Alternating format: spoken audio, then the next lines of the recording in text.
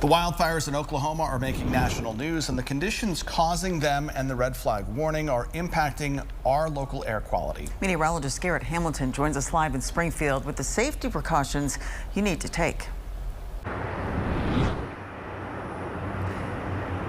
We just heard Danielle talk about it. It is very, very windy out here, which of course is what is really helping all of that poor air quality to work its way into the Ozarks. Now, I want to show you something. This is on the Missouri Department of Natural Resources website, and this is their air quality index here, and this has all three major population centers in the state of Missouri here. We have Kansas City, St. Louis there in that moderate color. Now the city of Springfield has dropped to 48, which is considered pretty good air quality, but earlier today we were up to 60, and experts tell me that it's very important to remain vigilant even when those air quality numbers aren't exceptionally high.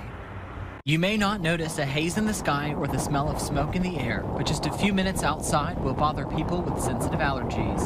Scott Allen, who works for the Webster County Health Department, knows this all too well. You know, as we've been talking, I'm feeling my eyes tingling, my left eye is starting to water a little bit, and that's just from the stuff that's blowing around.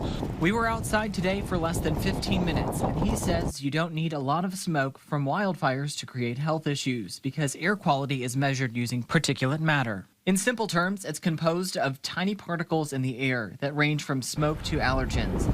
Jackson Winslow, who works for the Department of Natural Resources, says most of the issues right now are related to wildfires out west. In eastern Oklahoma, there's a wildfire right now that's upwards of 1,000 acres. So there's larger wildfires that's kind of affecting the air.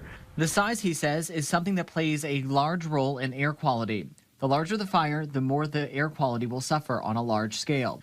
With the local control burns planned for this weekend, he says air quality concerns should remain localized. However, Allen says people who have respiratory illnesses like COPD and asthma need to closely monitor the air quality.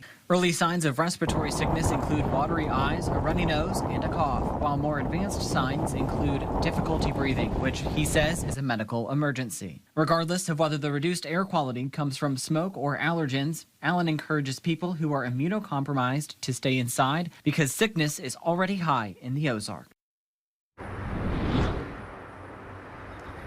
Even if you don't have any medical conditions and let's say you work outside, you may want to just grab the extra bandana and use that as a face covering. But of course, surgical masks and N95 masks work as well to protect you from all of the dust and allergens that can cause symptoms like a cold.